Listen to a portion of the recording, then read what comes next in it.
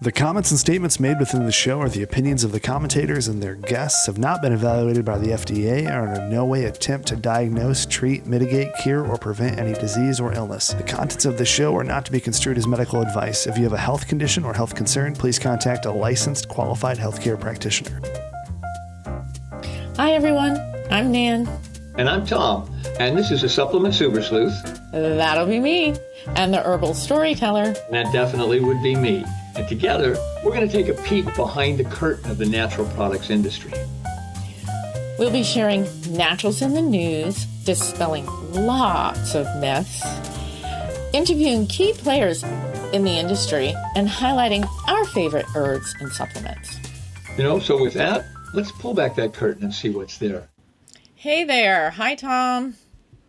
Hey, good morning, Nan. How are you today? I'm a little bleary-eyed.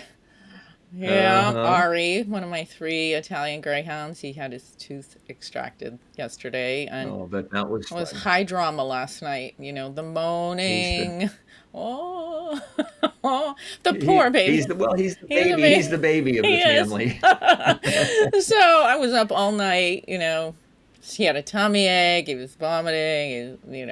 The whole 9 yards. So this is going to be interesting because I left. You're a good mom. Thank you. You're a good I mom. left my brain on the pillow, which I didn't have much time on. So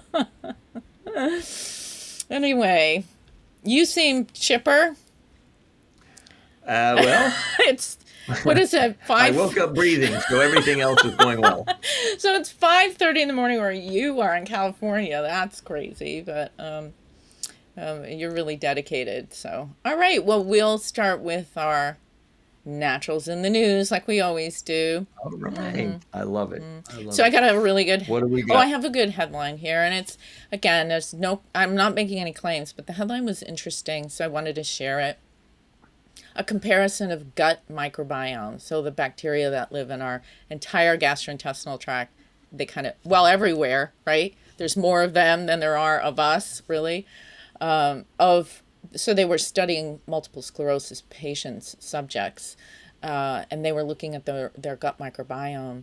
And then they studied it in comparison with a healthy control group, and they identified correlations between specific microbiome residents and autoimmune disease. So this is the study of the human microbiome has gone off. I mean, I remember 20 years ago, 15 years ago, when there was maybe 2 probiotics in a refrigerator and in the back of a health food store, and we were out on the road talking about probiotics, prebiotics, and cultured foods and that kind of thing. So it's great to see. And Jamie Lee Curtis was complaining about her belly. Right. Exactly.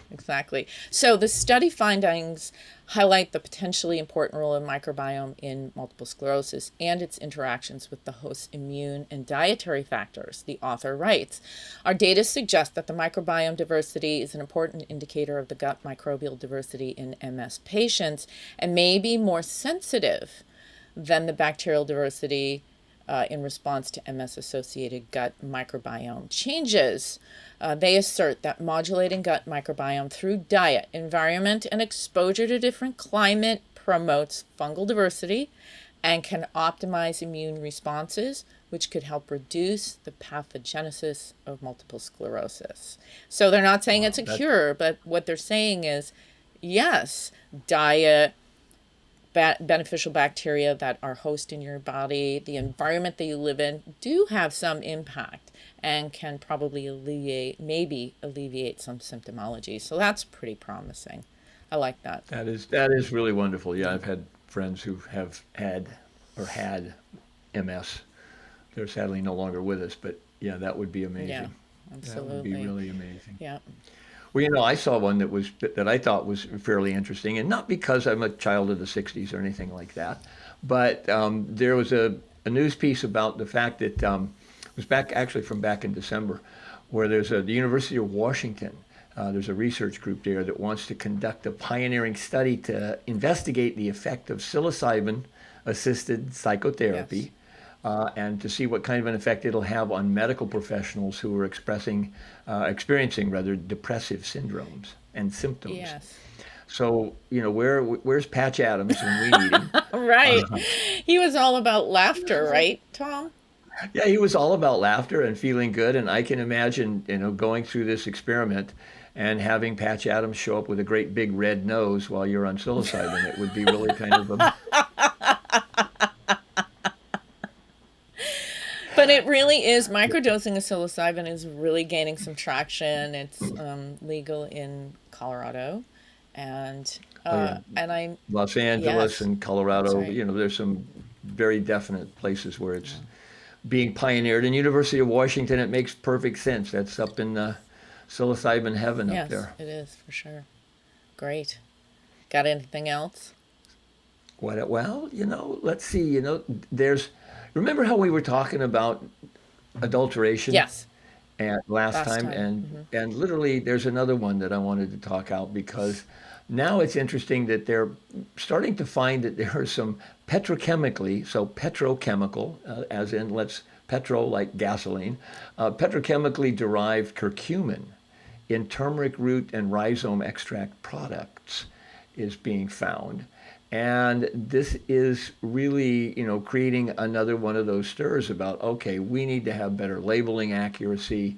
We need to find out that, how can we help to prevent this, economically motivated adulteration of quote unquote natural dietary supplements in the marketplace. So, literally it starts to become where you look at the term natural and you start to Right, think, okay, here it goes. They're just taking one word after right. another and changing what it really Well, means. hexane So is often used in studies for extraction of materials, and we never talk about residue. There's no conversation about residue, and there is a possibility that the residue of a hexane extract might create, especially in vitro, an opposite or some kind of an effect that would not normally be seen in an alcohol extract or water extract of these plant oh materials. yeah, So this is a big deal, and to bring this to light and to bring it into the public consciousness is really important, because choosing your curcumin or turmeric product, since it is an herb of commerce, is crucial to understand how it's extracted and with what. And I think that no, most people who are on turmeric and curcumin should be asking that question: what did you extract this with? Because hexane right. has residue. And and where is this coming from? Can I trust you? Right. And that's the problem when you get a supplement like turmeric that becomes so popular. Everybody wants it, and there's so many little fly by nights that come in, like we were talking with Daniel Yes. Fabricant, that come in and they ruin it for the whole industry. And what we'd like to see is the fact that we get a little bit more scrutiny Yes. on those kind of things. Absolutely. I have a What do you got? headline. Very interesting for all the ladies out there. Students turn invasive river species into menstrual pads. January 27th, 2022, the University Star research group at Texas State University in San Marcos is developing a method to use water hyacinth, an invasive species of plant growing in the San Marcos River, to create green, biodegradable, and non-toxic menstrual pads.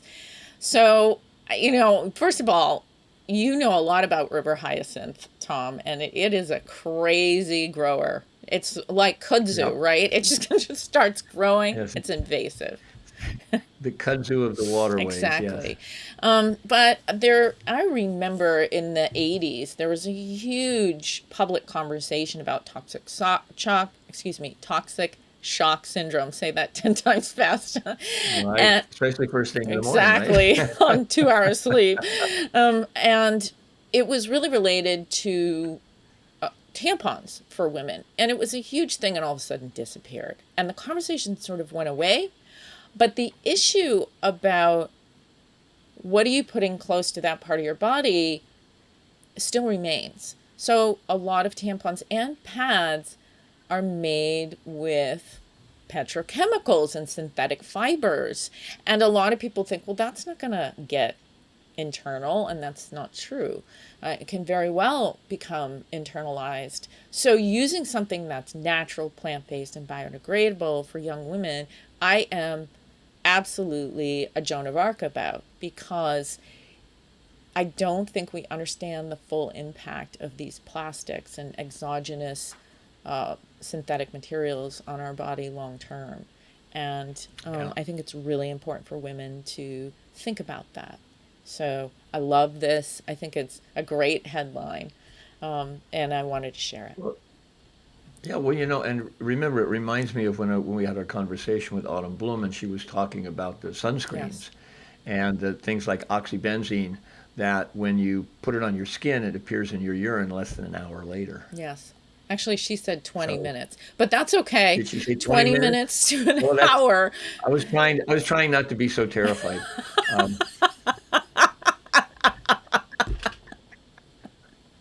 That's it, but it's the same thing. It's the same idea. Exactly. That, there are things that you put on your body or in your body that you're not necessarily digesting, but they are definitely having an effect on your body. And that's so this is a great discovery here. And my last headline for our Naturals in the News is just something really fun, but it opens a good conversation. The headline reads, "A love for nature may come from an unexpected place, finds large twin study." So they study twins because of their genetic non-diversity, right? Science Alert, February 4th, 2022, a new study published in PLOS Biology that analyzed more than 1,100 sets of twins, has drawn a link between being a nature lover and the genetic components of human biology. However, the researchers also credit other non-genetic factors. So, I have a story about this, because a lot of us, we have this love-hate relationship with our genes, right? Oh my goodness, I have a gene for heart disease. Oh my goodness, I have a gene for cancer. Oh my goodness, right? But what about the good genes? Yeah. Let's talk about the good genes, right? Right. Oh my goodness, I can't fit into my genes. No, not that. The genes that help us find ourselves. So some of us are absolutely genetically wired to love nature and things that are in nature. And it's a powerful thing. So let me give you an example.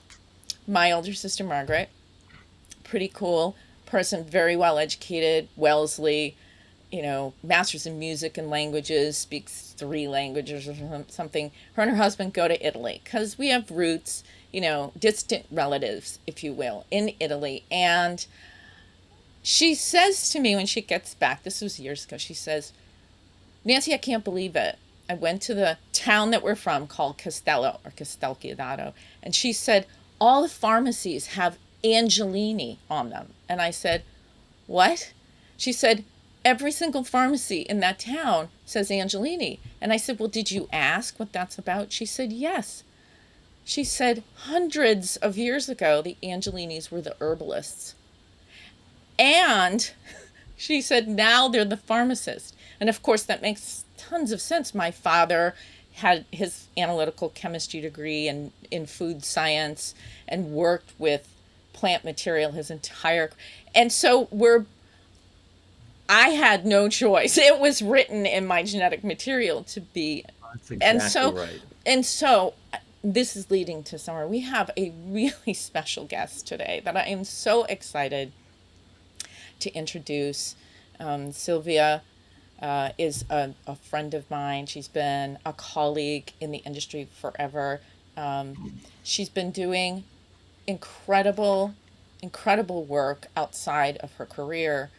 So Silvia Solaun,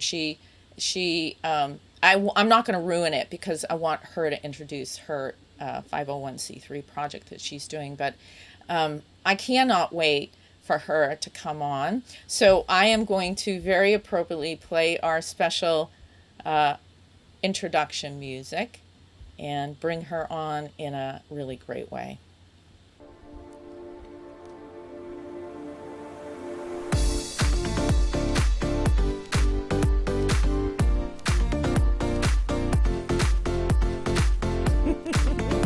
We go. We got to get her in. We got to get she's in focus. She'll be in focus. Okay. Yeah. Welcome, Silvia. Hello. Hi. Thank you for having me. Oh my goodness. How we are I are you, couldn't Silvia? resist dancing. Oh, we have such to. That's all right. uplifting music. That is the point. Everyone, Silvia Solaun, she's a master's in science from Boston University. She has her degree in nutrition, and she's been in the natural products industry for, I don't know, what is it, Silvia, 20 some odd years now? Yeah, I've been in the healthcare, I guess, health field for over 25 years. Right. She's worked with some of the most progressive companies in the natural products industry, and she's an award-winning sales professional, and now she's a regional manager for probably one of the most important enzyme companies in the natural products industry today. We're very proud and totally excited to have Silvia on board with us. And I know Tom and I have lots and lots and lots of questions. And I do want our listeners to get to know you a little bit, because you have an incredible history. I've always been in awe of you, because I can't imagine what it would be like to be learning, get higher level education in a second language, which is what you did. So English is your second it's your second language, and your family. I'm going to let you talk a little bit about your origins, but Sure. it's an amazing journey. Silvia's had an amazing journey to get to where she is now, and she's probably one of the hardest workers and the most spirited, positive people I know. Everything's a possibility with Silvia. So, yeah. So give us a little bit of introduction about your origins, and then we'll kind of ask some other pertinent questions. Well, thank you, Nancy and Tom, for having me. First of all, this is great. I have to say, looking at my family history, I'm one of 5 girls in a family that came from Cuba, Havana, Cuba. Both my parents are Cuban, and so I am first generation born in this country. My 2 older sisters came over from Cuba, so they have, a different experience. And Spanish, as you mentioned, was my first spoken language. And I remember being a kid and, always speaking Spanish at home, and then in school having to learn English. And occasionally my English teacher would always have to correct my English paper, because I would always put the verb first, then the noun, so it's little things like that you don't realize, and this is going back to the day where, remember, we used to have to put the adverb and the adjective on the line. Yes. It was really a struggle. And what was funny is that in that experience, it exposed me to the difference of speaking English and speaking Spanish. And unfortunately, back then, there wasn't this recognition that was such a great skill set. And so at times we kind of had to squash it.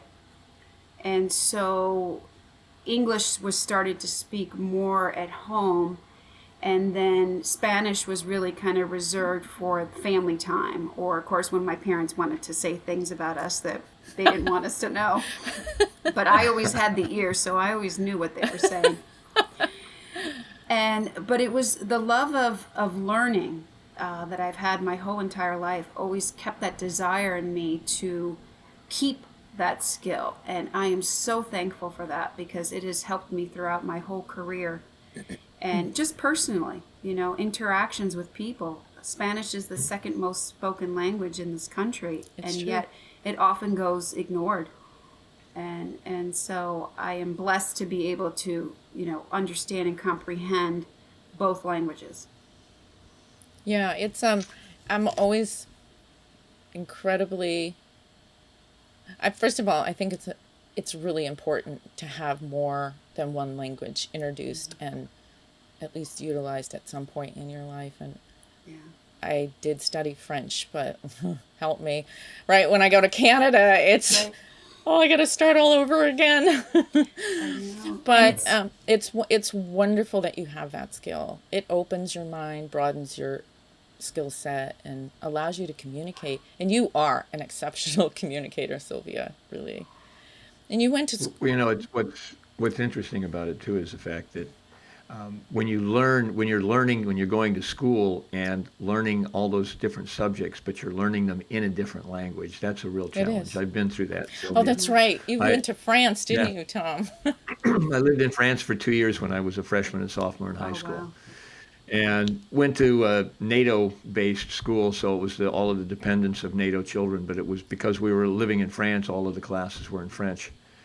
And believe me, when I hear your story, I take my hat off to you because it is truly challenging to learn things as well as learn the language that you're learning those things in. Right.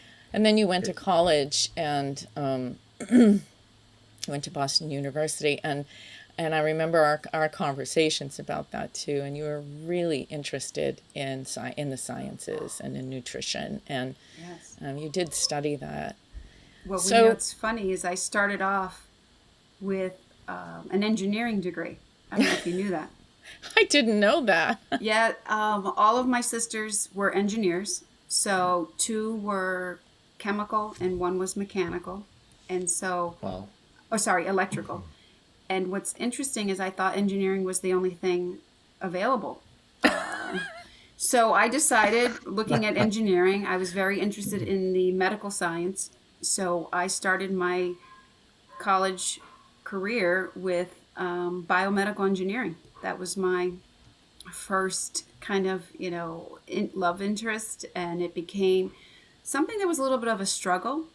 Honestly, as much as I love the sciences on a collegiate level, I found them very difficult and challenging. I was also working at the time, so I worked about 15 to 20 hours a week, and having that course load, it just was a challenge. Yes. But then one of my roommates had a friend who approached me and said, listen, I have to take this marketing course.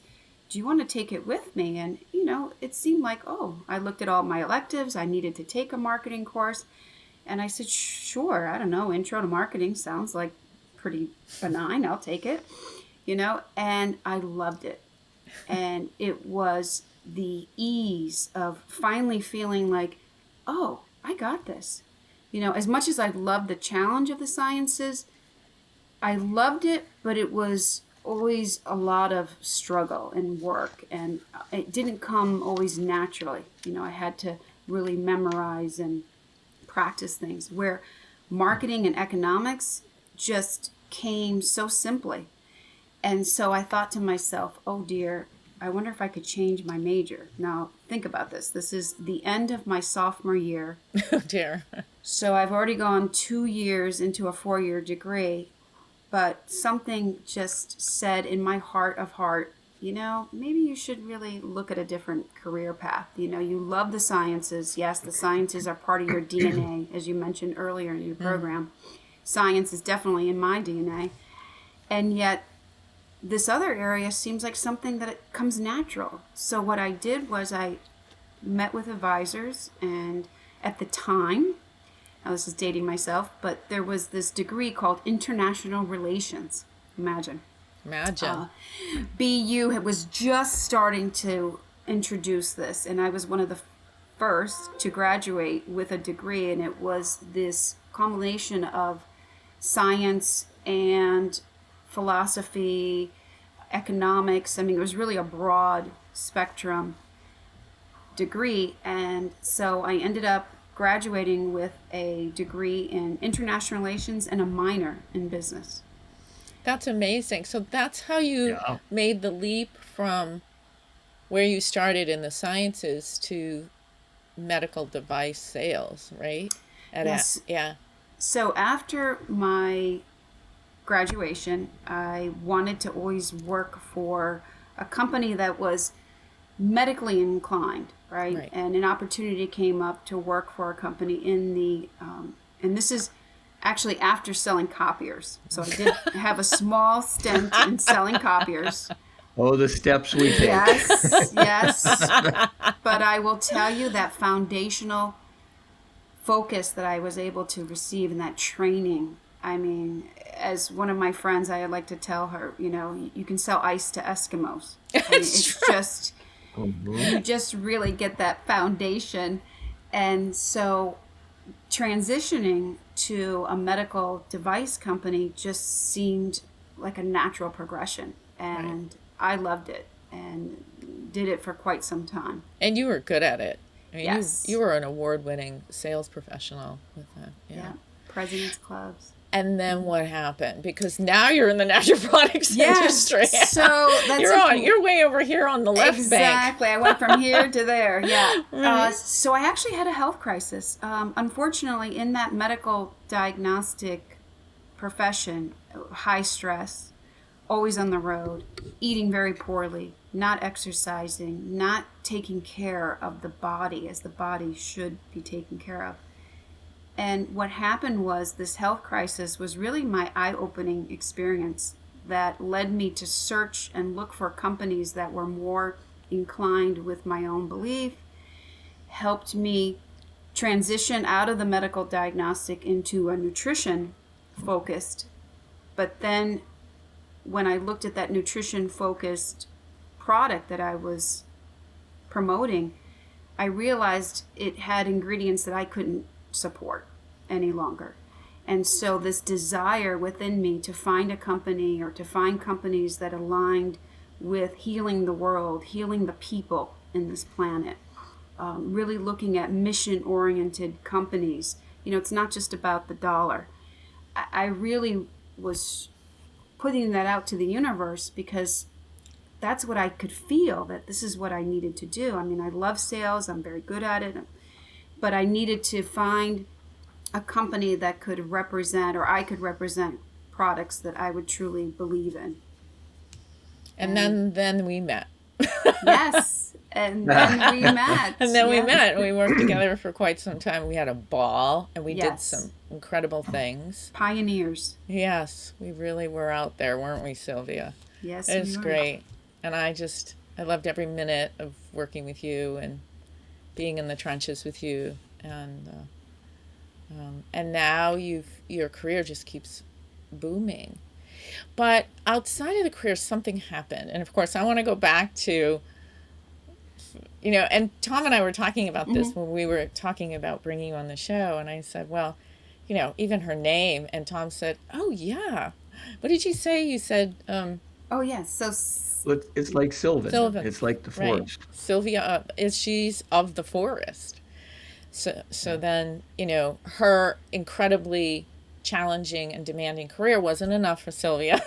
She has to go and then decides to save the trees. So please share with our listeners about your incredible personal journey. But now it's even more than that. You really are saving the trees, aren't you? Yes, yes. So what happened was in 2015, a couple days after Christmas, a neighbor of mine sent an email saying there's this forestry plan for Sparta Mountain, which is where I live in New Jersey.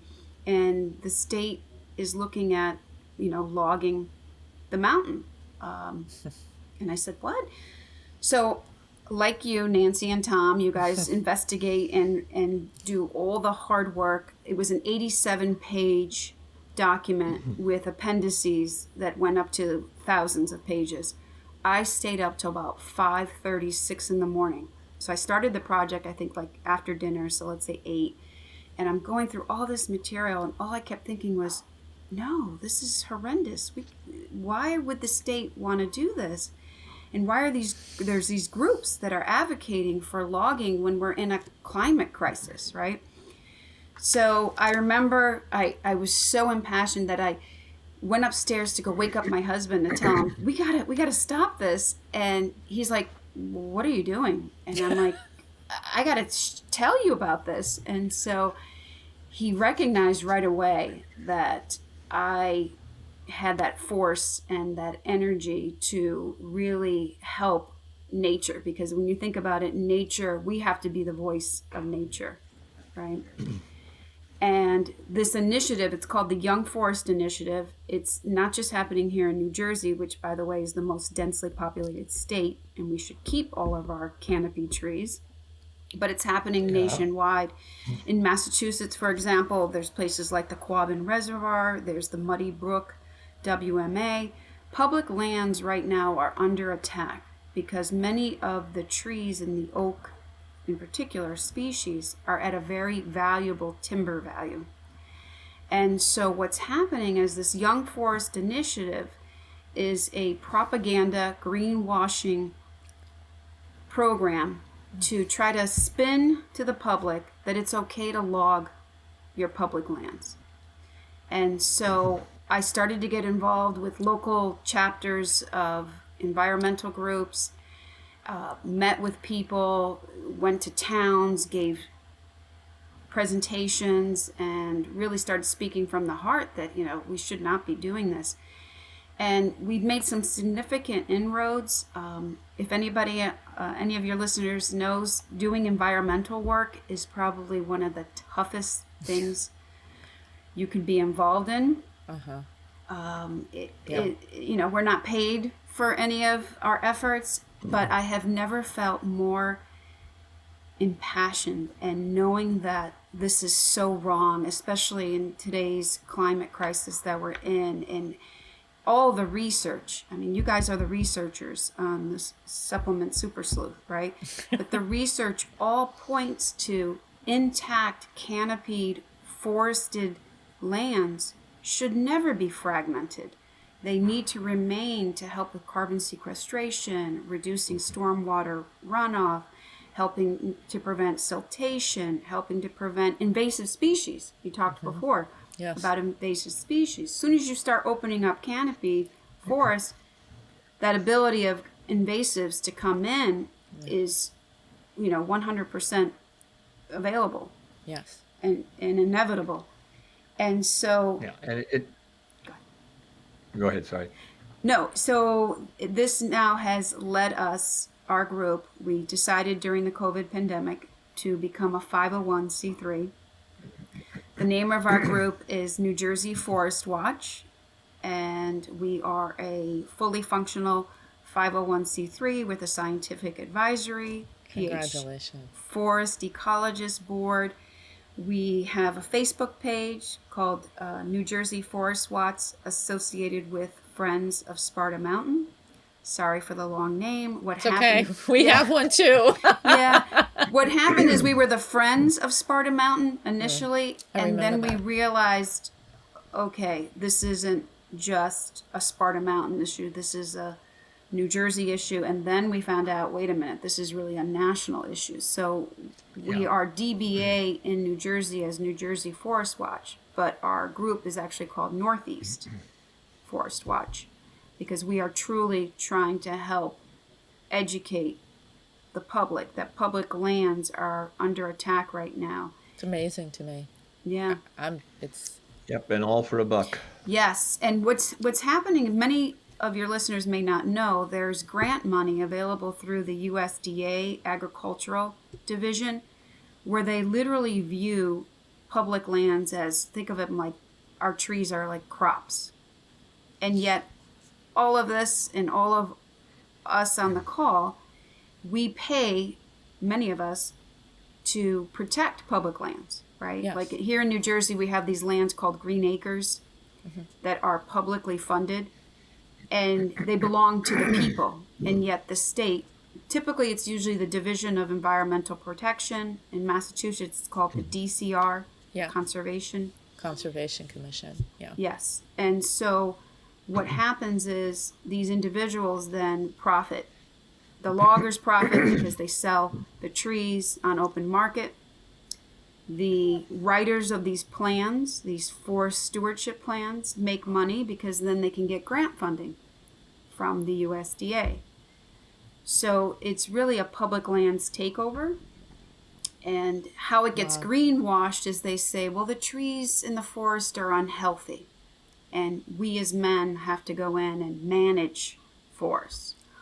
Or they'll say, oh, we have to create habitat for early successional And that's the furthest from the truth, because there's plenty of places in the United States and of course in New Jersey where you could do work like in post-ag lands and in Right. brownfields Right.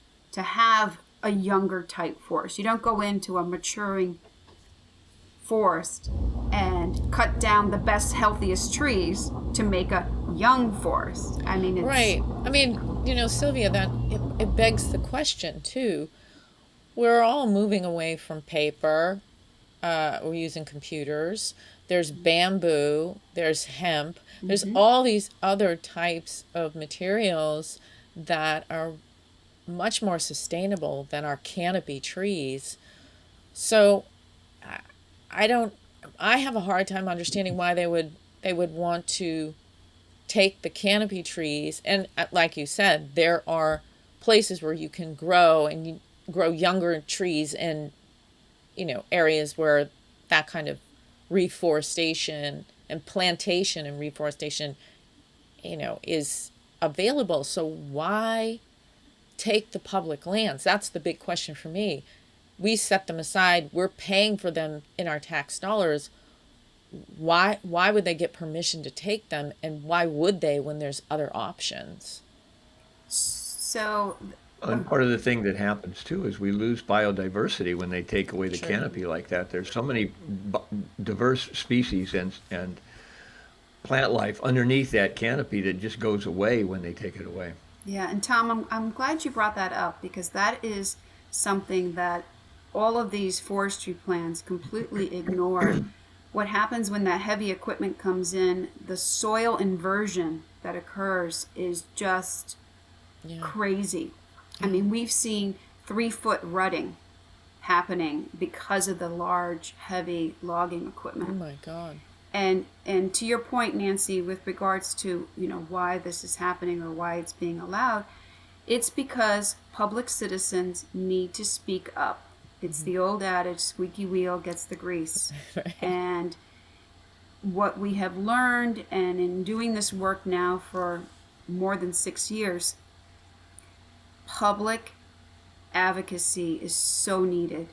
I know we're all busy. I know we all have so much to do, but there are so many problems that we need to not ignore anymore, because it's our future. It's the generations after ours. And I have never felt more passionate about working on an issue that is going to affect the future. And so we need to be the voice of nature. We need That's to amazing. protect those canopy trees. We do.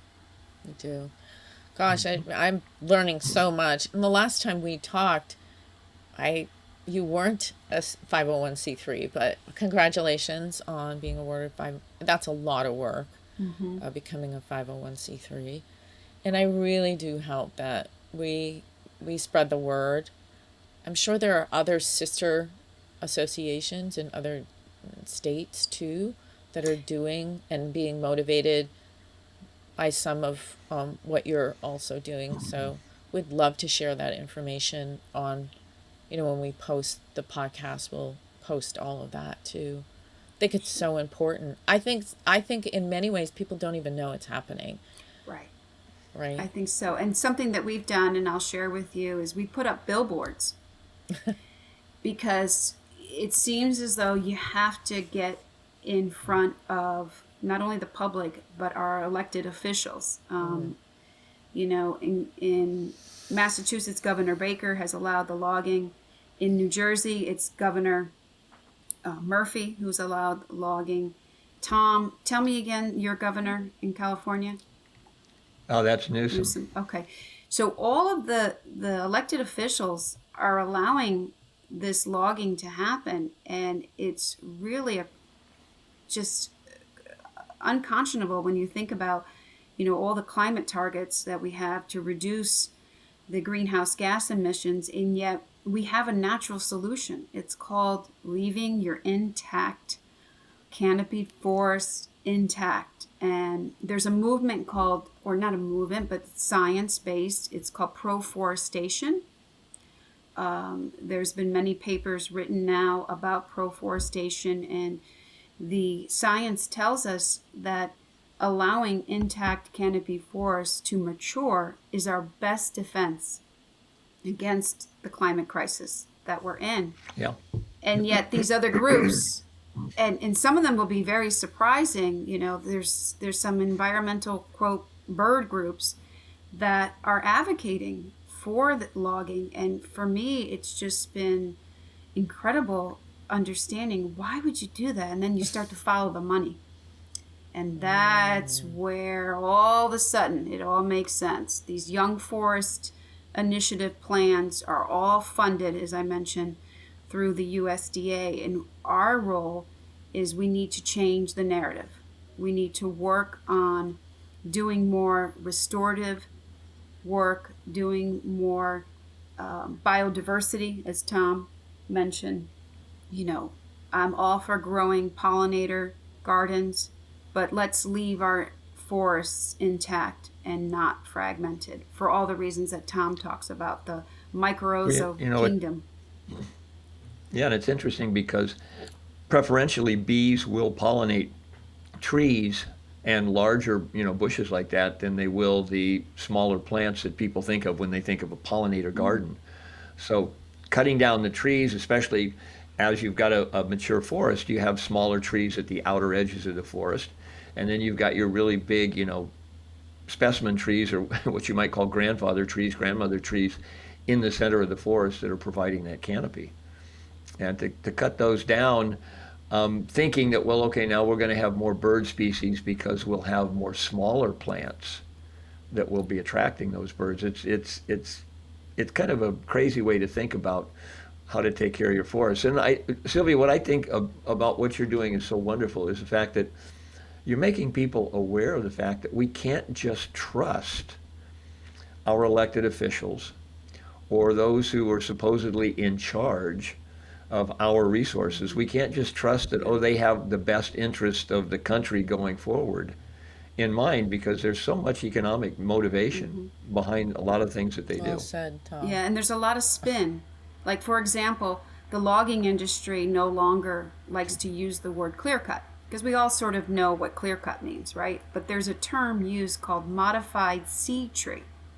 Now, when you think about that, it sounds maybe not so bad, right? Modified. Okay, what does modified mean? Again, Latin, my Spanish background. You start to pick it apart. But interestingly, a modified seed tree is a clear cut. And I have had conversations with elected officials who thought modified seed tree meant planting of trees.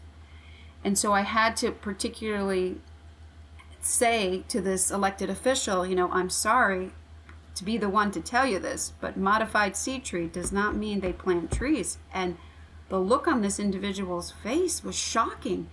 And I thought, there's so much spin, there's so much greenwashing. Oh my goodness. So groups like Massachusetts Forest Watch do a whole piece on greenwashing. And of course, our group, Northeast Forest Watch, New Jersey Forest Watch, is really trying to advocate, again, for keeping our public lands intact and not fragmented, because, as you all know, the species that require intact forests as well, they're often ignored. Instead, there's always this push for the young forest species. But what about the species like the red-shouldered hawk? Exactly. The big predator birds, the owls, they need... Well, and not only that, but as you mentioned, Sylvia, from my experience, the mycorrhizal content underneath the soil that gets flattened down and completely just demolished by all of that heavy equipment that is interconnected. It's like sometimes people call it the wood wide web, because it's that web of mushroom mycelium and mycorrhizal rootings that connect all of those trees together. When you go in and tear up the soil and tear down the trees, you're not going to get the same forest. No, and it's going to take over 50 to 100 years to regain, if we're even able to do that, regain what was there previous. And that's a whole other issue that often goes ignored. They say, well, we're not building a condo, or we're not building a housing development. We're just, nature. We're managing nature, and yet when you see the As if nature as needs if to she be needs managed. to be managed, right? Yeah, I know. We often say it's not nature that needs to be managed; it's man that needs to be managed. Yes. Well said. Silvia of the Forest, I want to thank you so much for coming on and sharing. You are a light in this world, and you are a force of nature yourself. Thank you so much for sharing. I can't wait for our listeners to hear what your wisdom shares, and I hope everyone gets inspired to at least support your efforts and other efforts like yours. Yeah, sign petitions. Yes. Talk to your elected officials in your own area as well, because this initiative isn't going away, and we need to stop it. So Absolutely. Thank you. You're so welcome. Thank you. Yeah, we don't want to be, what it reminds me of, Sylvia, is dating myself, back when Ronald Reagan was governor of California, he made the statement that, you've seen one redwood, you've seen them all. We should be able to log those if we want them. They're really great wood. No, we don't want our generation to have that thought. No. Right. No. Thank you. Well, thank you. And to your point, getting involved locally is really where it's all Crucial. Yeah. Crucial. Make a difference right in your own area. Absolutely. Right in your hometown. Exactly. Thank you so much. You. Have a wonderful day. We are so grateful for you here on our podcast and in the world. Thank you, Silvia. Thank you for having me. Okay. That was awesome. Thank you so much. So when you press the leave button, just wait for the confetti. Okay? All right. Okay, Tom. That was amazing. She's amazing. That was amazing. What a great guest. Oh my gosh, she's nice. And she's the sweetest thing. She is so positive, and I've never seen her lose her temper, not once. She's just a can-do kind of person. She inspires me all the time. So.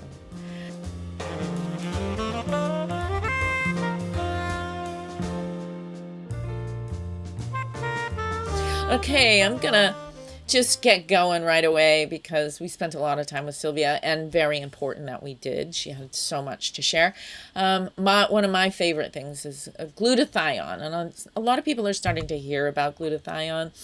Glutathione is a substance made from the amino acids glycine, cysteine, and glutamic acid.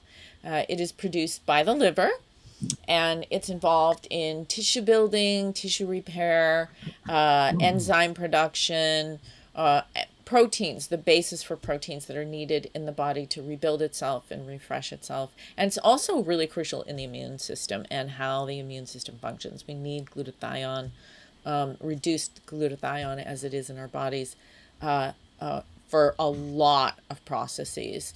Glutathione is capable of preventing damage to cellular components. We breathe oxygen, and it's crucial. And at the same time, oxygen is a poisonous gas. And so we have to control it. And glutathione is one of the most important sulfur-based compounds in our body that controls what we call reactive oxygen species, or free radicals. That group of oxidized materials basically just damages cells left and right. Heavy metals, lipid peroxidases, peroxides, these kinds of things show up on our body. And if we have plenty of glutathione, never fear, glutathione is here. It's also employed for the detoxification of compounds such as formaldehyde and methyl glyoxal. Formaldehyde, believe it or not, a lot of people are probably shaking their heads thinking formaldehyde.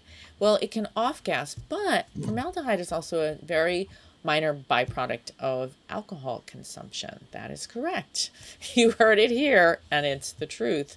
Any kind of exogenous toxic compounds, we were talking about petrochemicals and residue from hexane extractions. Those kinds of metabolites cause increased oxidative stress, and glutathione is a crucial component as to how we control those reactive oxygen species. Among many metabolic processes in which it participates, glutathione is required for the biosynthesis of these inflammatory markers called leukotrienes and prostaglandins. Now, with prostaglandins and leukotrienes, they can get out of control, but we need a little bit. It is true that we need some mild inflammation in our body that stimulates our immune system and keeps it alive and keeps it going. And just like Goldilocks and the Three Bears, it has to be just right. So glutathione manages that play of cyclooxygenase and leukotrienes or lipoxygenase. And it's a really crucial part of how we manage our good inflammation and our bad inflammation. It also plays a big role in storing cysteine. And cysteine, we talked about cysteine last week. It's or N-acetylcysteine or NAC. It's a crucial amino acid, and glutathione will spare it and reserve it for us. Glutathione also enhances the function of another amino acid called citrulline, which is part of the nitric oxide cycle, and that is crucial to our peripheral cardiovascular system. So you might hear in future conversations that we talk about erectile dysfunction and anorgasmia in women. That has a lot to do with the nitric oxide cycle and our peripheral circulatory system. So that is a part of it. Glutathione facilitates metabolism of xenobiotics, which are compounds that come from the outside world that are not really good for us. It is a part of how we detoxify naturally. Glutathione S-transferase catalyzes these xenobiotics and then helps us rid our bodies of it for excretion. People take glutathione for anti-aging, if there is such a thing, try to slow down the aging process. Alcohol use or alcohol disorder, liver disease, such as what we talked about last time, non-alcoholic fatty liver disease or alcoholic fatty liver disease or fibrosing of the liver, which can lead to cirrhosis. Lots of times people will take it as an adjuvant therapy. Heart disease because of its work with the nitric oxide cycle, and many other conditions. There's only a smattering of gold standard clinical trials for glutathione for a lot of disease states. So we need a lot more research and we need a lot more data. And hopefully there will be more, since there's great interest in glutathione. Vitamin D and glutathione have a big relationship. Calcitriol, which is the active metabolite of vitamin D3, which is, of course, synthesized from chocalciferol in the kidneys, increases glutathione levels in the brain. And it appears to be a catalyst for glutathione production. So that relationship between a little sun exposure, vitamin D3, those two play together beautifully to kind of make sure that the brain has the ability to reduce oxygen species. That's really important. This is a little piece of information that in my digging I found. I thought it was very interesting, that it takes about 10 days to process vitamin D into calcitriol. So you can take your vitamin D, you can get your exposure, but it takes some time for the body to kind of convert, and you need glutathione available to do it. So there can be some breakdown there for people. Low glutathione is commonly observed in wasting conditions, negative nitrogen balance, not getting enough protein in the diet. You'll see it in cancer, see it in HIV/AIDS, sepsis, trauma, burns, really bad burns. Athletic overtraining. Yes, you can overtrain in athletics, and that can happen. You can have wasting, and you can have lower levels of glutathione or bankrupt levels of glutathione in athletic overtraining, and also in starvation or periods of excessive fasting. So systemic bioavailability of orally consumed glutathione is poor. So those supplements, there's a problem there, a breakdown there. The tripeptide substrate of proteases in your upper alimentary canal in your stomach and your small intestine usually break it apart you need a carrier, you need a delivery system. So recently, supplement companies that really understand glutathione are delivering glutathione in a phosphatidylcholine or a phoscol delivery system, which assists in its bioavailability. So one of the ways that we do try and increase that through food would be having a high cysteine focused diet, which we talked about in our episode 5 on NAC and N-acetylcysteine. So there's a huge relationship between N-acetylcysteine and glutathione. And so if you want to focus on diet, go back to that episode and listen to all of that on NAC. But you can take lipid delivery systems for glutathione that have a better chance of being more bioavailable and utilized. And that's it for me on glutathione. That was fabulous, Nan. And that's one of the supplements that is really important, like you're saying, to have for liver health and for just living in a toxic world. And that's absolutely. And speaking of living in a toxic world, that's kind of where I like to go on my favorite this time. And it's really interesting. I wanted to do a piece on cilantro or coriander. Which would be Coriander sativum is the Latin name there.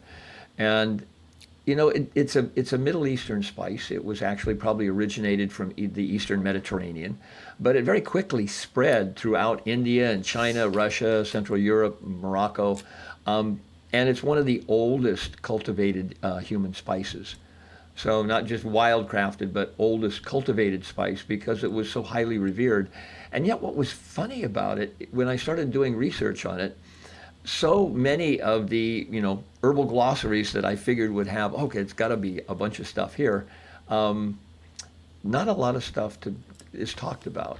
And it's really interesting because as a spice, use of coriander dates back probably to 1550 BC. Wow.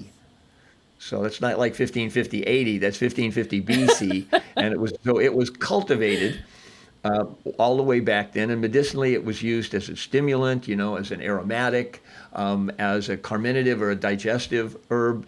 And even the seeds were taken, they were ground, they were applied locally to swelling and pain. If they used the leaves, they would grind the leaves up, make a paste, and put it on their heads for headaches. So it had a ton of uses by our, more herbally based forefathers and grandmothers, herbal grandmothers and so on. They knew how to use it. They could take the fresh juice of the leaves and mix it with some water and gargle it for sore throat. It was used in China, it was used for terrible bad breath.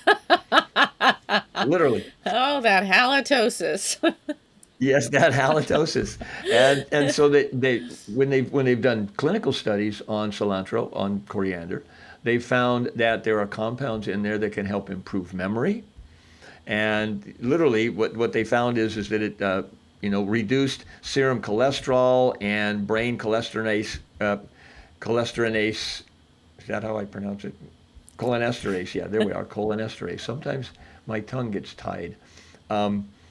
Me too. After about 45 days of use. So literally the thing that struck me as really amazing, because people, we've talked about sleep on the program a little bit before, but one of the things that coriander has been shown to do is to prolong your sleep.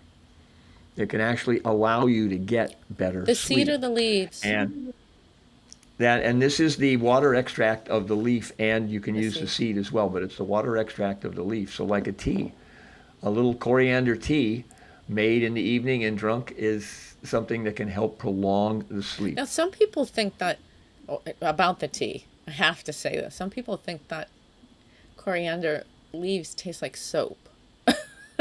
Mm-hmm. Yep. So, but what's interesting about it is that the coriander spice comes from the seeds, and that's used in baking, and it's used to hide the flavor of many different medications. I mean, it was used in herbal preparations to hide the flavor of stronger tasting herbs if you were doing like a carminative where you were trying to change your digestive situation. And a lot of times there are purgative herbs there that are very nasty tasting, and they would mix it with coriander seed in order to give it a better flavor. So coriander has got some cardioprotective activity to it. It has, some, like as I said, some memory protective, some neuroprotective activity to it. It's also a hepatoprotective or a liver protective herb, helps to stimulate bile production. So really and truly, it's one of those herbs that you think about when you go to a Mexican restaurant and you think, yes, I'd like some cilantro, please, and you'll get some fresh cilantro. It's an acquired taste. It's a very spicy taste, but those spicy tastes are some of the things that bring the most benefit to Oh, I us. love it. I love the taste of it, So but I have people who do one of those. "Bleh, I'm not having yeah, that. Tastes no, terrible." it's kind of like the idea of Right. arugula I love and that arugula. bitter I love taste. it. You have to get to the point where you develop that taste, or you can get some cilantro extracts. One of the things that cilantro is really famous for is heavy metal Yes. detoxing, Yes. and especially Yes. lead. What they found is that cilantro is very effective at sequestering lead out of your system and getting it out of your body in your urine. And it's one of the things that when you're taking cilantro, you can actually, if they measure lead levels in your urine as you're excreting it, they find that those levels go And I up like it better because than you're, EDTA because yes, because it because it's more whole and it offers other minerals and antioxidant components in its chemical makeup, and so you're not stripping the body of the other metals. So I love it. I love it as a chelator. It's so good. yep. So there we have it. We have just a very obscure, kind of almost like like parsley.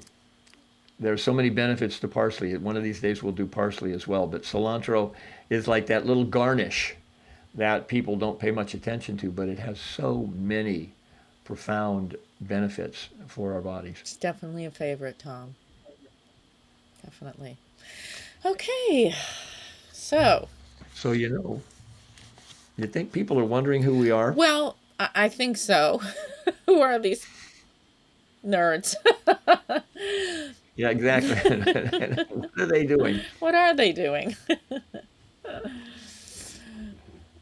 Well, Tom has You know, I, Tom has I, had an herbal background. It goes back to 1970 there in we go. Hawaii, where he was an organic farmer and worked with local practitioners making fresh organic juices for their patients. So they were prescriptive. And so he helped a lot of people, delivered them that day, make them that day, and he'd go and deliver them. And since then, moved back from Hawaii. In the past 30 years, he's worked for two very large and well-known companies in the herbal and supplement arena as their herbal educator and trainer. But I have to say that Tom is an herbalist. Talk about genetic coding for herbs. He goes out in his garden. Go on a walk with Tom and it turns into an herb walk. And you can't, that's how it is. So he is an herbalist through and through, and we're so lucky to have him sharing his wisdom here on this podcast. Well, and from your side of things, Nan, you have been deeply involved in treating and helping people with really difficult health conditions. You run a complementary and an alternative health and herbal clinic now for over 30 years. And you focused on really difficult to treat conditions. In fact, one of the conditions that you work with very often is people who've been exposed to tick bites and Lyme. And you have been connected to the natural products industry, like you and Silvia were talking. You've had over 27 years of experience with two of the very, very reputable companies in this industry. You have developed clinical trials, as we discussed last time. So, if I were living on the East Coast, I would be saying, okay, how can I get to see Nancy and her clinic? Oh, Because thanks. I've watched you in action. And you've got her clinic, by the way, is located in this beautiful pond outside of Boston, a little town called Boxford. It's by the And pond, it's called not in the Water's Edge pond. Wellness. Yeah, in the pond, right. It's called Water's Edge, not waterlogged. It's called Water's Edge. Oh, but thank you. Thank you. So Yeah. now you You all know, know who we are, and we'll be doing this podcast twice a month, interviewing key people and thought leaders in the natural products industry, and it's about them as people. So you get to know them, who they are, what makes them tick, how they ended up in this industry. They're all amazing, brilliant, well-educated, dedicated people. So we're going to be introducing you to quite a few of them, if not as many as we can get. And yeah. if you wouldn't mind, please just like our Facebook page, share our podcast with interested friends and family. Let us know if there's something you want us to talk about, because we're going to be covering all different kinds of subject matter that is related to the natural products industry. And Yeah, definitely feel free to repost the please, podcast. We've yeah, had several friends who have been reposting to different sources, and that's wonderful. What we're really trying to do here is keep it light, but keep it very informative, and to have as much diversity as we can. absolutely. So, And we know how crazy we are in the natural products industry, and we know we're different from the mass market, and that's okay. Definitely land of the fruits and nuts, as my father yeah, used to say, literally. But we have a good time, and we know we can laugh at ourselves too. That we are pushing the edge of understanding for natural products and health and healing. It's a part of being healthy that we can, and happy that we can laugh at ourselves and know that we have a long way to go and we have a lot to learn, but we also use traditional methods, so we rest in that. And Tom, do you want to tell people about our new segment? It's called Natural Customers Say the Darndest Things, or the Darndest Things. So yeah, exactly. So, what we'd like to do, if you, as someone who works in a health food store or an owner of a health food store, if you've got an anecdote or a little story to tell us about, this customer came in the other day and he said or she said just the craziest thing, or they asked the craziest thing, we'd love to hear it, because we love to share those little funny anecdotes. And or outlandish things. Like, one of the things that I always used to love, I had a friend who was passed on now, but used to work in a health food store, and he was talking to me one day. He said, this little lady came in and she was like, I came in to get and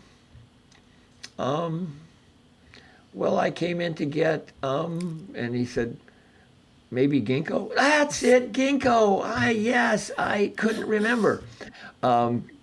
So those kind of things, I think those are funny. I think they're really cute. I think it's part of our industry. We see so much humanity come and go in our industry, and we'd love to share some of that. So if you've got an anecdote like that, contact us. yes, Let us know. please do. We'll mention your store. We'll mention where your store is. We'll tell people to come in and visit you so that Definitely. they can get on the anecdote list. Absolutely. And with all of that, we'll now say, No, no, not yet, not yet, because as I've got my ear to the ground and my eye on the press, and there was this doctor the other day.